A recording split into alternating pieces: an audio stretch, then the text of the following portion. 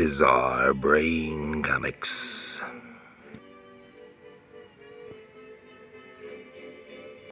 Oh, hello, my comic book friends, and welcome to Bizarre Brain Comics. I'm Gary, your host. This is where I like to take a look at some older comics, talk a little bit about the characters and creators, and examine the stories and the art. Well, this time I'm going to do something I haven't done in a while, too much, is do a little haul video. I haven't gone to the store as much, and I wanted to, actually, I'm going to start with, went to one store last week. I was looking for something in particular, and they didn't have it. They were saying that it had something to do with, I guess, Diamond bankruptcy, and that issue hadn't gotten there. And they're having difficulties with the delivery. So I looked around and I found just a few things. This was from 5 years ago. True Believers #1, Annihilation Quasars, the $1 reprint comic. And it's because it features the character Quasars, got the title, but it's actually a reprint of an Incredible Hulk issue. So that's what's worthwhile. Then here, this is, see here, House of Mystery #198 from DC Comics. This from the mid '70s. I don't know. They're in the bag, so I'm not taking them out for now. But that promises to be cool. I did glance through it and it looked like some nice stuff. Then I went through some of the magazine-sized boxes. I come across this for only $2, and why not? An issue of cartoons from August of 1985. I don't know if it has the issue number anywhere. I don't see it, but I'm not a hot rod fan or big on cars or anything like that. But I back in the '90s. For a little while, I had an appreciation for this cartoons magazine, just because it was funny. Doing good. Then it stopped publication, and now it's back. I don't know for how long. It's been back again. But anyway, this is from '85. This looks interesting. A day at the Winter Nationals with Steve Austin. Win an original cartoon from your favorite tuner. And it has something about some ghosts. We'll see. I've got just 2 or 3 other issues of cartoon magazines, and I've been wanting to do an episode covering one of those. And that's all that I got at that store. Then today, I went to the other nearby comic shop, and I thought, see if they had what I was looking for. And I thought, if I get that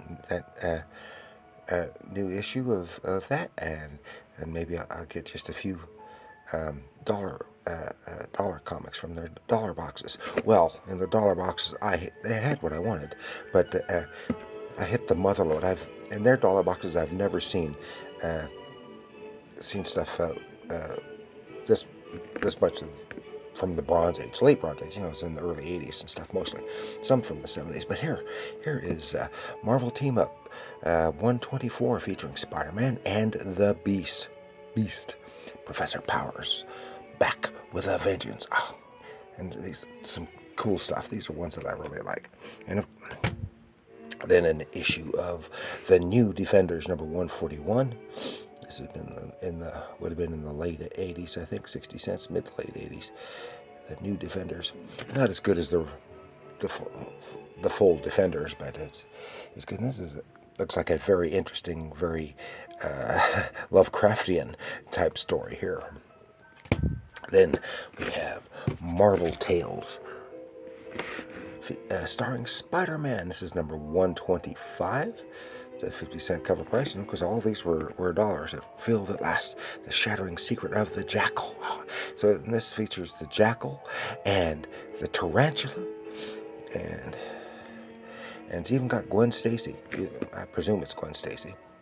Maybe it's that Gwen Stacy clone that I've heard about, but I've never read about. I don't know yet.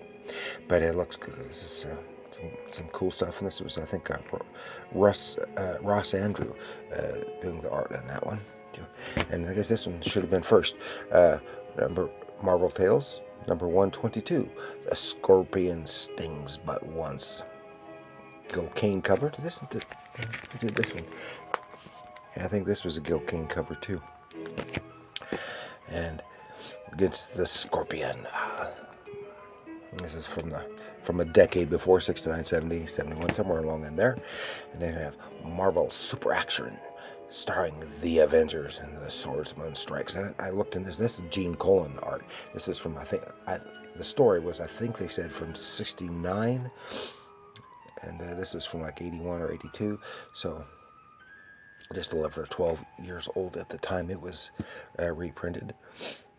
And so it was always good with Gene Colan art. And then we have here Tales to Astonish, number 13, starring the Submariner. And this is featuring a reprint from with Maurice Everen art from the death of Dorma. So it goes way back, I think, to 68, 69, something like that.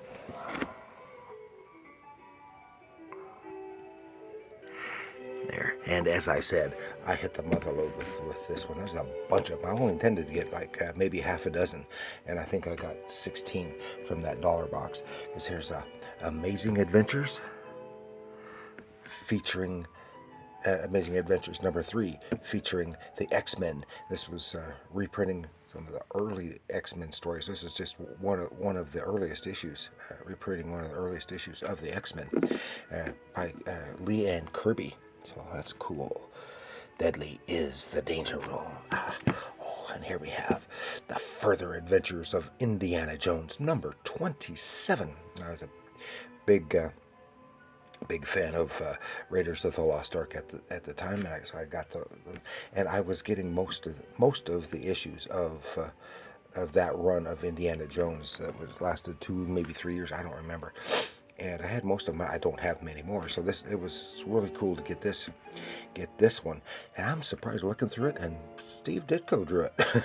and I've now forgotten who the inker was, but the inker did a really good job and really helped punch up Steve Ditko's inks on here.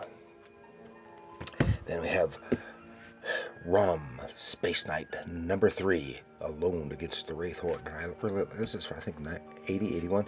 I really liked Rom. I've only got 2, maybe 3 other issues of Rom, and I've been wanting to do an episode on Rom for a long time. So some of these will probably be back.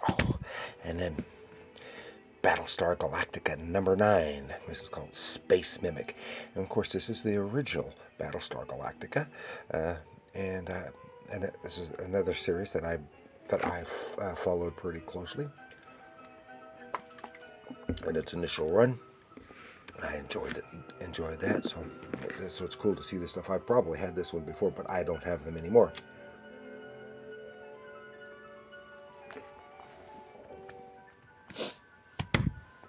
Then, Star Trek number 4, the final chapter. This is this is from 1984. This is shortly after DC first got the license, Star Trek license, and started publishing it. And this is before Search for Spock, because it has the style of Klingon head that was pretty uniform in Star Trek: The Motion Picture, with Tom Sutton and Villagrán is doing the inks. I know on here. I don't know. Mike W. Barr was the writer. I had this and the next one too. Issue number 6.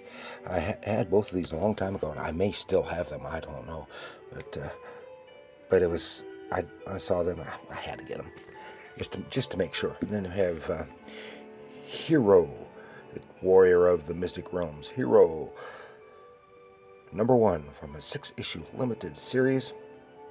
I've got a couple other issues of Heroes about. Oh, I get this, and I remember I had some way back when this started. I don't remember anything of much of the story. So For a hero to live, one man must die. But we'll see how that goes.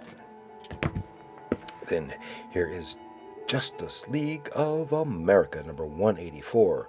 This was part one of issue of the two-part annual Earth 1, Earth 2 crossover. So it has Justice League and JSA. As this would have been 83 or 84, I've forgotten right now.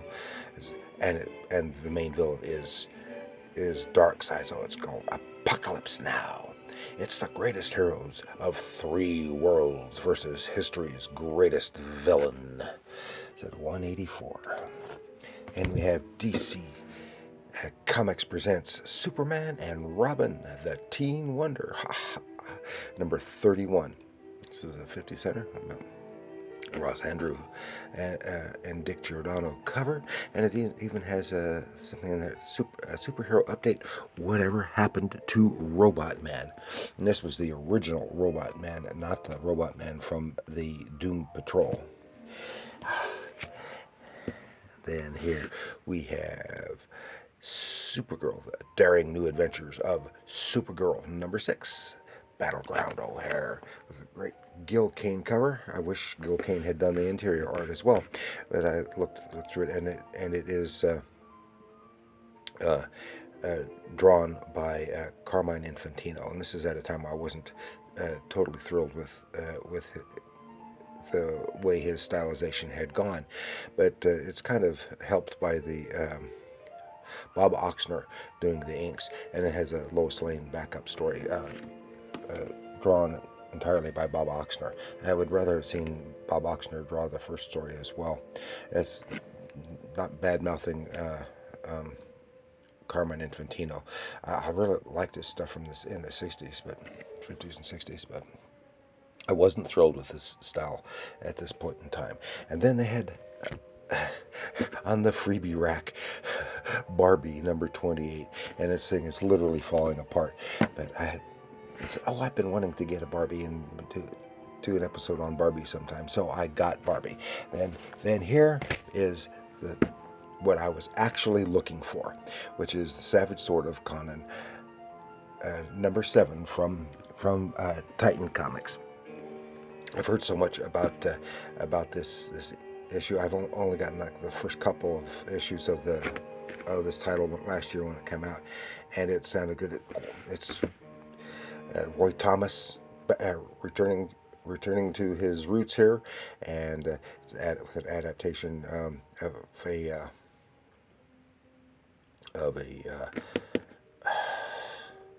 come on, you know his name, from the Jungle Book, Rudyard Kipling story, which I am not familiar with. I'm in the middle of reading it now. This is great cover painting. This is cover B. I like this one better than cover A. Some stores, they charge more for the alternate covers, but not here. And this looks really cool. And of course, with Roberto Della Torre doing the inks, it looks so much like John Buscema. It just seems natural. And of course, it's his own take. And the inks look a little bit looser than what we're used to seeing for Buscema, and some spots. But it's all pleasing, looks good. But one of the reasons why I wanted to get it, besides having Roy Thomas, is because it's got a backup story of Breckenridge Elkins, one of Howard's Western characters. It was actually a humorous Western character, and I loved Breckenridge Elkins' story, so I wanted to read this and see how that holds up compared to the original books. And if you're unfamiliar with Breckenridge Elkins, check him out. And the whole book featuring Del Rey did a whole book of reprinting all of the Breckenridge Elkins stories, and they are funny. But the audio version is available on YouTube, so check that out if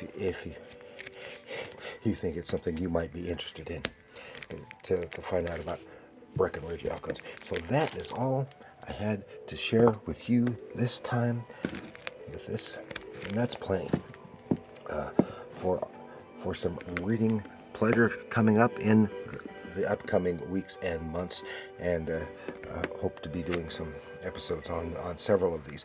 So I want to thank you for joining me. Please like, share, subscribe, leave your comments down below. Which of these older books look promising to you? Let me know. And remember, comics are art.